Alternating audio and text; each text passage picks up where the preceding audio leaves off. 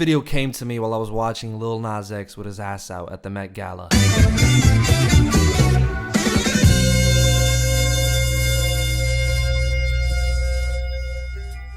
We gotta stop doing too much, man. Sometimes, actually fuck that, oftentimes, less is more. Doing too much is something we were all guilty of at one point in our life. And I'm sure if you just look around, you'll see this everywhere.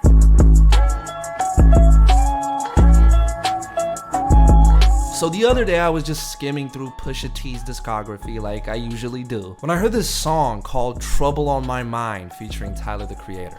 You might have heard of it before. And at first I thought it was fire. I was fucking vibing. I mean, like 40 seconds in and I had already added the track to the playlist. But then Tyler came on and man, I unadded it so quickly. It just wasn't gonna work. It just wasn't meant to be. The thing is, in that moment, I didn't know why I felt like this, but just a couple minutes later, it came to me. He was just doing too much. Midway through, I was already thinking how I was gonna play this in the car, put all my friends on, but then I had to hear Tyler come on talking about, I killed the game with a sharp object. I fucked Justin Bieber inside of a Nissan Altima. I'm pretty sure he had like a triple entendre about dicks. Like what, why? For who? Up until that point, the song had a certain vibe. I don't know what it was exactly, but edgy 14-year-old certainly did not match it. Did we really need to hear this? Like, just do your 16 bars and get out. It's too much. It's the video title, that's what it is.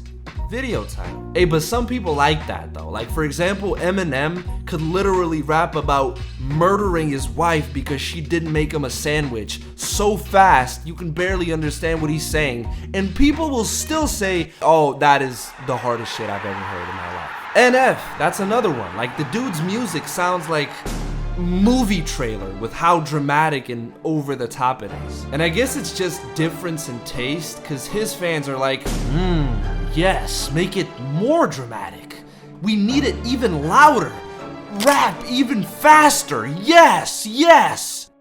Oh, ain't that some drums came in? It's like the musical equivalent of the Gucci shirt with the golden tiger across the front. See, someone like me will call that tacky, but what the fuck? I'm not with the pretentious labeling of high art and low art anyway, so you know, honestly, lack of taste doesn't bother me nearly as much as people doing the most solely for attention. I mean, how many of these Met Gala outfits fall under that category? Oh, I'm gonna break the internet with this one, dressed like a bisexual strawberry. Yeah, I don't like Lil Nas X, and this isn't some sort of Republican rant either. But when you take a look at the outfits, the music videos, the devil giving him back shots, isn't it all just perhaps a little bit much? It's a lot. No, it's plenty. It's a plethora, for sure. All right, so boom, quick test for you. What is wrong with this picture right here?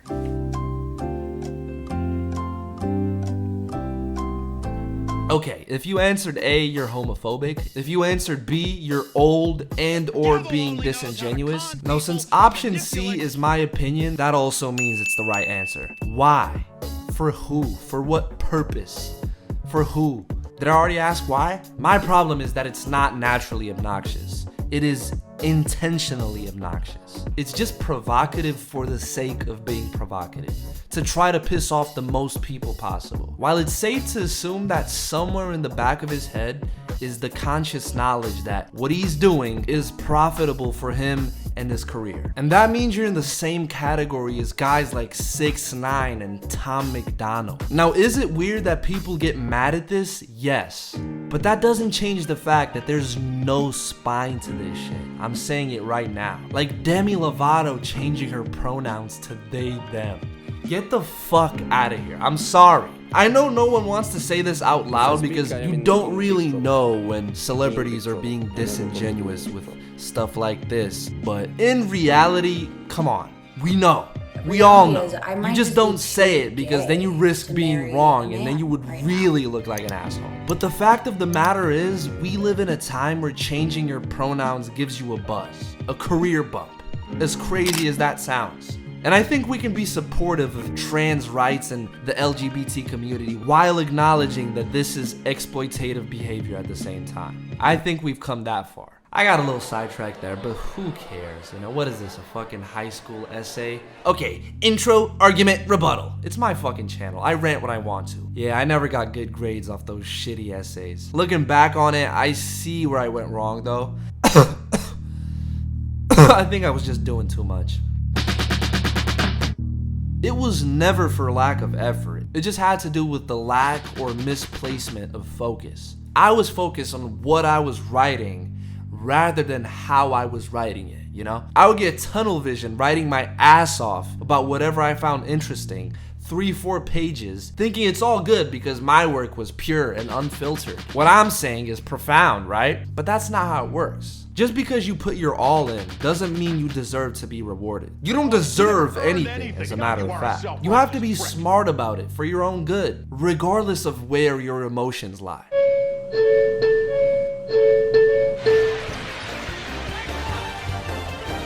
You and LeBron have that exchange. What were you thinking? I don't care. He's old. He's old. James drives.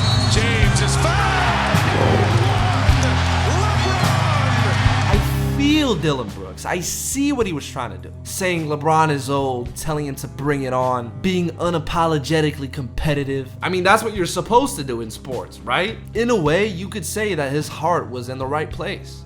But guess what? None of that matters because now his contract is up, everyone hates him, and he'll be playing for the Guangdong Gummy Bears next season. All the blame fell on him because he was saying too much. Is it fair? No.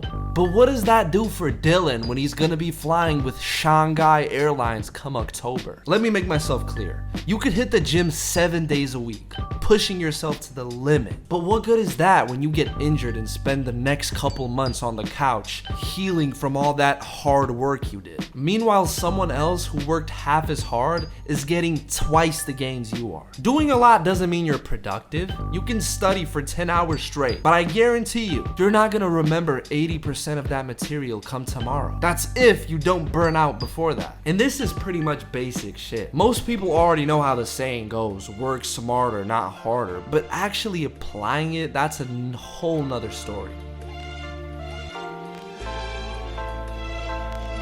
It's just that sometimes we care way too much for our own good. We have these specific ideas of how things are supposed to work out, and we hold these ideas tight for as long as we can, to the point where they pretty much become ingrained in our personality. Tunnel vision affects all of us. Take this channel, for example. It's a mess. No upload schedule, no consistency. I mean, the quality is there, but for what? My last 2 videos, the first one sprained my knee, the second one tore my ACL.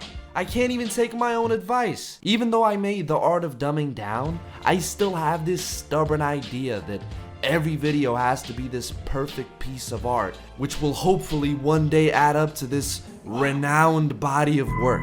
But it won't, because this is YouTube. So this past year, I ended up being passed up by all my YouTube peers, even though my videos were more artsy, more thought out, and better edited. Yeah, all 6 of them. So I can continue dropping videos at this pace, hoping that one goes viral and blows my entire channel up into the stratosphere, but for how long? At what point are you supposed to put your pride to the side and admit you were wrong? And that idea you had, the one you thought was so perfect, just won't happen. I'm not saying give up. I'm saying every once in a while, step on the brakes and just breathe for a second. Now look at the road ahead. Look at it again. What do you see now? Maybe you were headed in the wrong direction since the start. Or maybe there's a shortcut you didn't even know about. Sometimes you just have to let shit go because some ideas can't be reality. And that's a harsh truth we all have to face at a certain point. Since art reflects real life more often than not, I think the literal and figurative sense of the video title will always be intertwined. And in that sense, one is just as real as the other. Now we're just gonna sit here in silence until you click on the suggested video.